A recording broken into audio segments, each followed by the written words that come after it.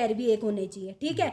जब भी वो किसी को डिफेंस करे या फिर रेड कर रहे हैं तो फिर हाथ से ही उनका जो है संपर्क हो जाए कि भाई पूरे को वो समझा सके कि रेडर अगर रेड करने आ रहा है तो सबसे पहले देखना है कमी को, पहले उसको जज करना होता है।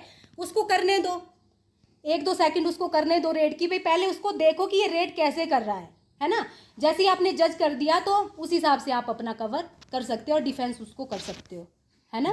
बाकी ये कि भाई जो तो रूल्स है ना वो तो सेकंड में आप जो है रेड करेंगे, है ना। उसके बाद क्या रहता है कि लॉबी का रहता है कि काफ़ी बच्चे उसमें कन्फ्यूज़न में रहते हैं कि भाई जैसे रेडर आ रहा है तो कई जो है डैश करके उसको जो है लॉबी में डाल देते हैं, है ना। अगर हमारी बॉडी पूरी लॉबी में है और रेडर टच कर रहा है मेन लाइन को तो रेडर बिल्कुल सेफ है ना।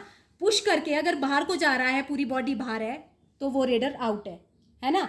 दूसरा क्या है कि भाई पास है नहीं तो वो पॉइंट लेने के लिए क्या करेगा ना, वो डिफेंस कर पा रहा है, उसके पास कुछ भी नहीं है, तो वो क्या करेगा कि जैसे ही रेडर आ गया तो वैसे वो लॉबी में चला जाएगा और वो सेल्फ आउट हो जाएगा। और ये माइंड नहीं रखता है सामने वाला, जब रेड करता है तो वो उसको टच कर देता है, तो वहाँ पे कहाँ पे, वहाँ पे आप आउट हो गए क्योंकि उसने पहले सेल्फ ले लिया था अपना, ठीक है। तो ये भी ध्यान देना होता है रूल्स का कि भाई ऐसे नहीं। और दूसरा ये कि जब रेड करते हैं तो लॉबी का ध्यान, लाइन का ध्यान देना होता है कि भाई वो क्रॉस ना हो। और सबसे पहले नियम क्या होते हैं कि भाई जब हम रेड करते हैं तो क्रॉस करना जरूरी है, सबसे पहले क्रॉस करना। उसके बाद आप टच के लिए या फिर बोनस के लिए अप्लाई करेंगे कि भाई अगर वो निकल रहा है, अगर आपका बोनस का अच्छा बन रहा है कि आपने पहले जगह बनानी है कहाँ से मैं ले सकती हूँ। दूसरा क्या है कि अगर आप टच ले सकते हैं तो फिर करिए, आप किक मारिए, टच करिए, हैंड टच करिए।